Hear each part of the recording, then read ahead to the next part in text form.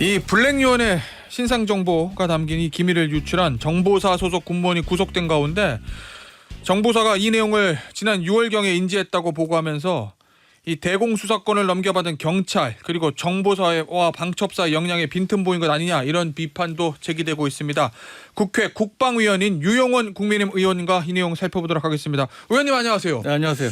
자 의원님 어제 네. 이제 그 야당의 국방위 의원인 민주당 김민석 의원과 제가 인터뷰했었는데 이 일이 이번 정부 시기 때 일이다 뭐 이렇게 답변하셨어요. 네. 의원님 파악하시기에는 이거 언제 일어난 일로 보고 계십니까? 저는 지금 상황에서 단정하는 거는 위험하다고 생각합니다. 왜냐하면 이 사안이 적발된 거는 지금 정부 일이 맞습니다. 예, 그래서 이제 어제 구속이 됐죠. 그런데 이 군무원이 활동한 게 하루 이틀이 아니지 않습니까? 몇십 년 동안 활동을 해왔기 때문에 그러한 이른바 간첩 행위가 현 정부에서만 이루어졌는지 이 부분은 수사를 해봐야 확인될 수 있는 부분이라고 생각을 합니다. 그럼 그리고 그 말씀은 네. 이번 사건 요거 자체 요 기밀 유출 자체는 윤석열 정부에서 일어난 게 맞는데 군무원의 행위를 캐다 보면 지난 정부에서의 이른바 간첩 활동 비슷한 거 했을 수도 있다 이런 말씀이신 거예요? 그렇죠. 적발된 건 현 정부지만 그 활동 자체는 지난 정부에서부터 있을 수 있다는 거죠. 이 구속된 군무원 이 사람 어떤 사람입니까? 의원님이 좀 추적을 해보셨다고 제가 들었는데요. 네, 아직 기자 정신이 조금 남아 있어가지고 깊이 있게 알아보지는 못했고요. 또 알아도 파악됐어도 다 말씀드리기 이제 어려운 부분이 있는데, 그렇죠. 근데 이분이 이제 5급 군무원으로 이제 알려져 있죠. 근데 보니까 부사관으로 전역을 과거에 하셨더라고요. 그러니까 고급 장교나 고위 장교나 이런 게 아니고 부사 전역하셔서 나갔다가 다시 이제 군무원으로 들어오셔서 5급까지 승진하신 케이스고 그래서 한 20년 이상 정보사 쪽에서 활동하신 것으로 그렇게 파악이 되고 있습니다. 원래 그럼 소위 말하는 이 사람도 저 정보사 있을 때 일종 요원 뭐 이런 거였습니까? 제가 알기로는 이른바 공장 요원 이런 쪽은 아니셨던 걸로 알고 있습니다. 블랙 요원 이런 부분은 아니고. 그렇습니까? 알겠습니다. 그런데요, 의원님, 되게 이제 해외 정보 요원, 뭐 화이트 요원, 블랙 요원은 어떤 건지 저희도 압니다. 화이트 요원은 이제 신분이 이제 밝혀져 있는 거고, 블랙 요원은 신분을 숨기고 하는 건데, 되게 이제 국정원 소속으로 저희가 알고 있는데 군 정보사에서도 그런 요원들이 있어요? 해외에서 공작하는. 그러니까 이 정보사 같은 경우는 특히 북한 쪽 활동에 많이 집중이 돼 있습니다.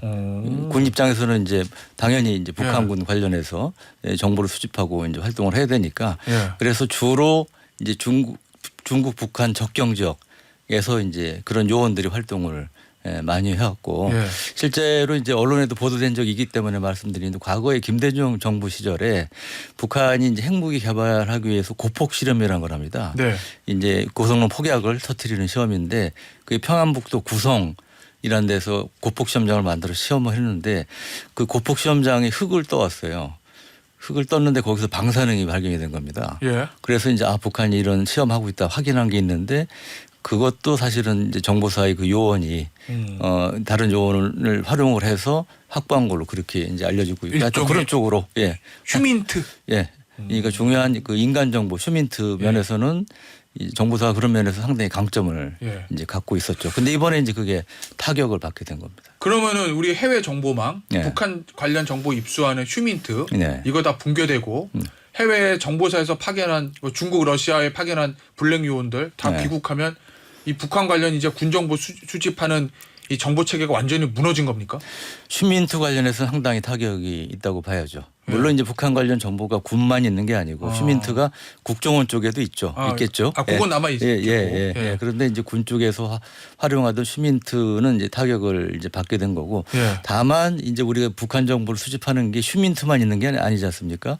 이제 미국 주로 정찰위성을 활용하지만 이제 정찰위성이라든지 통신감청이라든지 이런 정보 체계는 계속 살아 있는 거죠. 그러면 블랙 요원들 다 귀국시켰다고 하는데요, 의원님. 그러면 이제 다시 블랙 요원도 파견하는데 시간 꽤 걸린다면서요? 그렇죠. 이 영화에도 나오지 않습니까? 한 사람의 고급 요원을 양성하기 위해서는 짧게는 몇 년, 길게는 10년 이상의 시간이 필요하고 제가 알기로는 이번에 귀국한 요원들 규모가 수십 명에 달한다고 합니다. 그럼 그거를 그거 복구하려면 상당한 시간이 걸리겠죠. 그래요. 그러면 좀 아무래도 이 안보에 조금 엄청난 피해가 올 거로 보이긴 하는데. 근데 의원님 이거 제가 제일 궁금했던 거 하나인데 네. 앞서 말씀 또 드리니까 이 군무원이라는 사람이 간부도 아니고 네. 고급 간부도 아니고 그냥 저 중간관 부사관이고 네. 해외에서 블랙 요원으로 근무한 사람도 아니고 그런데 어떻게 이런 고급 정보에 접근해서 본인 네. 노트북에 이 파일을 가지고 있을 수 있었어요? 그렇기 때문에 지금 수사당국에서는 예. 내부에 또 다른 협조자가 있을 가능성이 있다. 그렇게 보고 수사를 하고 있는 걸로 알고 있습니다. 의원님도 그렇게 보십니까? 저도 개인적으로는 그럴 가능성을 배제할 수 없다고 봅니다. 그렇게 되면 그 협조자는 아마 네. 최고위층일 가능성도 있습니까? 그것까지는 뭐 말씀드리기 어렵고요. 예. 이제 의외로 안에 그 관련된 실무자 급에서도 뭐 나갈 수도 있는 거고요. 그래서 예. 그 부분은 예. 최고위급까지 뭐 연로가 돼 있다 그런 부분은 상당히 좀 신중하게 볼 필요가 있다고 봅니다. 알겠습니다. 이 저 언론 보도 보면요. 정보사는 네. 그렇게 얘기하잖아요. 이 언론에 보도되기 전인 6월 달에 인지했다. 네. 그런데 이미 4월에 유출 정황을 알았을 수도 있다라는 보도도 있었고요. 네. 그러면 정보사의 은폐 가능성 네. 그리고 이제 방첩사 예전 기무사죠. 네. 여기에 미진한 수사 네. 이런 것들도 이 사태가 확산되는데 이 원인이 된다고 보십니까? 네. 물론 이제 어느 조직이든 자기 치부는 좀 예. 본능적으로 숨기려는 경향은 있겠죠. 예. 그렇지만 이제 우리가 보통 수사를 할 때 예. 특히 이제 간첩 사건이나 이런 것들은 상당히 긴 시간이 필요합니다. 그렇기 때문에 만약에 4월 달에 인지를 했다고 하더라도 명확한 증거를 잡기 위해서는 시간이 걸릴 수 있죠. 예. 그래서 지금까지 전개된 걸 봐서는 저는 방첩사에서 이제 이걸 인지해서 수사한 걸로 알고 있는데 예. 정상적으로 비교적 정상적으로 수사를 해왔던 거 아닌가 그렇게 그래요? 판단합니다. 네. 뭐 일부 언론 보도 보니까 이 네. 방첩사 예전 기무사잖아요. 네. 기무사가 뭐 문재인 정부 때 그때 이제 내란 음모 혐의 요 네. 부분 때문에 이제 당시에 제 기억에도 적폐로 몰려가지고 이제 뭐 거의 폐지 수준으로 조직이 축소됐는데 네. 그것도 이번 수사가 미진한데 원인이 있다라는 일부 언론 보도가 있었거든요. 네. 맞습니까? 네. 수사 미진보다 이제 이런 사안들, 예. 예를 들어 간첩 혐의라든지 이런 사안들을 파악하는 데 있어서 어려움을 겪을 수는 있다고 봅니다. 왜냐하면 예. 아까 뭐 이제 내란 혐의 말씀하신 그게 이제 기무사 계엄령 문건 때문에 예, 예, 촉발된 예. 일인데 그거는 이제 혐의가 없는 걸로 그랬죠. 다 이제 확인이 됐죠. 예. 그래서 이제 그런데 그럼에도 불구하고 그때 기무사 요원 중에 1,000명 넘는 인원이 예. 사실상 감축이 됐습니다. 이제 원복이라고 원대복귀 시키는 형태로 해서 이제 감축이 됐고요. 이제 현 정부 들어서 이제 그런 역량 그 중에 상당 요원이 이제 방첩 요원이었어요. 사실은. 예, 예. 그래서 이제 방첩 부분에 있어서 사실은 역량이 현저히 약화된 거죠. 그 이제 그런 부분들이 지금 이번에 사건 발생했지만 이런 것들을 예방하고 파악하는 데 있어서 좀 허점이 생겼을 다는 생각은 들고요. 그럼 사후의 수사 미진보다 오히려 그보다 네. 더 중요한 사전 예방 조치를 취하는데 미진했을 수 있다. 그렇죠. 그래서 지금 이제 현 정부 들어서 예. 그 부분을 보강하기 위해서 다시 이제 그 지금은 방첩지원사로 이름이 바뀌었는데 예. 요원을 보강하고 있는데 뭐 예산 문제 이런 것 때문에 한 100명 정도밖에 증원이 안 됐답니다. 예산 문제요? 예. 뭐 무슨 인건비나 뭐 이런 것도 필요하지 않습니다. 예. 그래서 하여튼 이런 부분에 있어서 사실 이번 사건 계기로 해서 그런 이제 우리가 뭐 국정원 대공수사 기능들에 대한 말씀 많이 하시는데 예. 그와 함께 저는 안보지원사 지금 방첩지원사의 예. 방첩 기능 보강 필요성도 중요하다고 생각합니다. 일종의 이제 재발 방지 차원에서 말씀하시는 거죠? 그렇죠. 예방 예. 차원에서 그렇습니다. 알겠습니다. 이 국정원 대공수사권 폐지도 저 말씀하셨는데 이게 네. 이제 결국은 국정원이 이제 간첩 사건 수사 이 권한이 네. 경찰로 넘어가는 거잖아요. 네. 이게 이제 여당하고 야당이 이제 좀 큰 이견을 그렇죠. 보이는 네. 부분이긴 한데 네. 어떻게 보세요, 의원님은 이 국정원 대공수사권이 폐지되고 경찰로 넘어가서 네. 우리 수사기관의 간첩 수사는 능력이 현저히 약화됐다. 네. 이렇게 보십니까?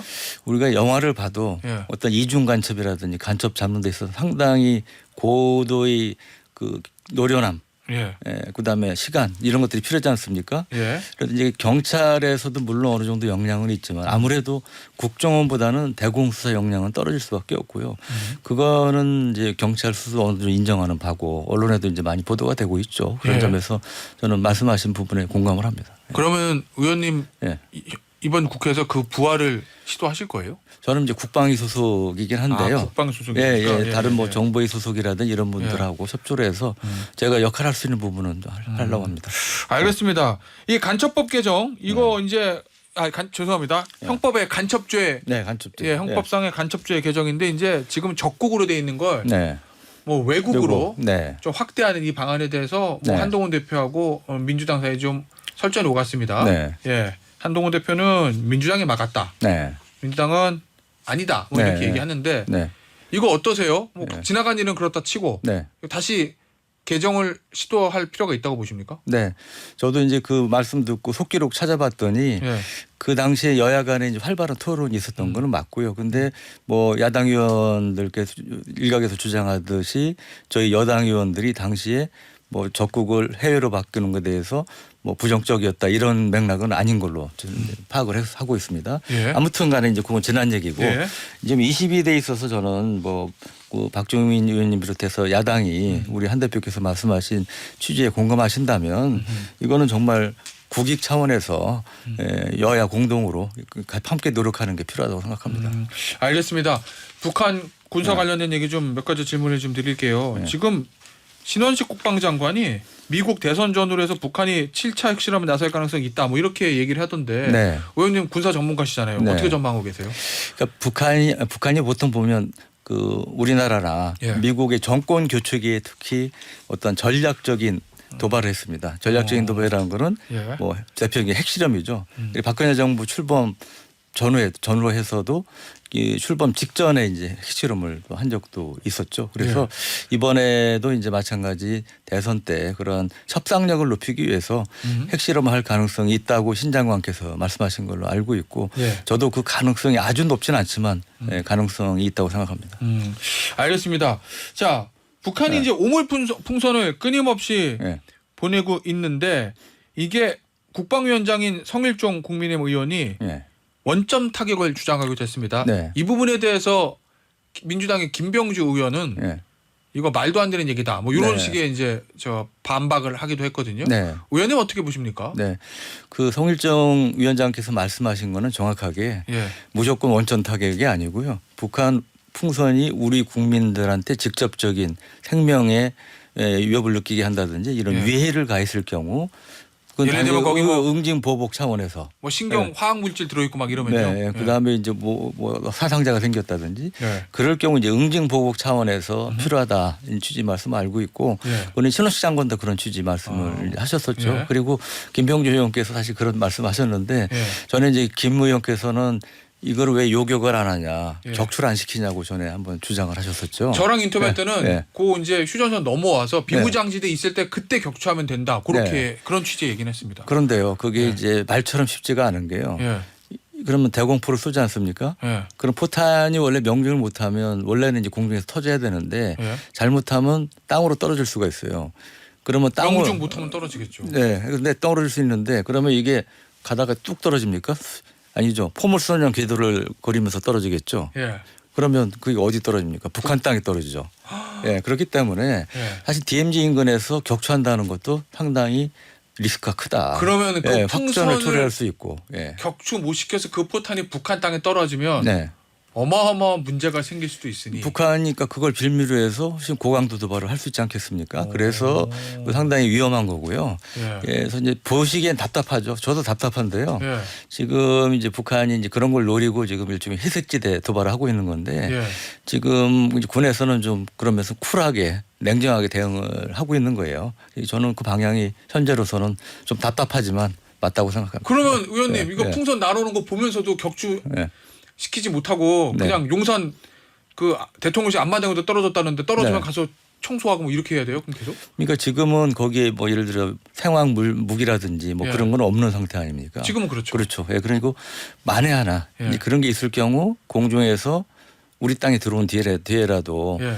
폭발할 경우 이제 리스크가 있을 수 있지 않겠습니까? 예. 그래서 이제 그런 면에서 일단은 뭐 지금 하는 방식 이 차선책이지만 예, 어쩔 수 없는 방안이라고 생각합니다.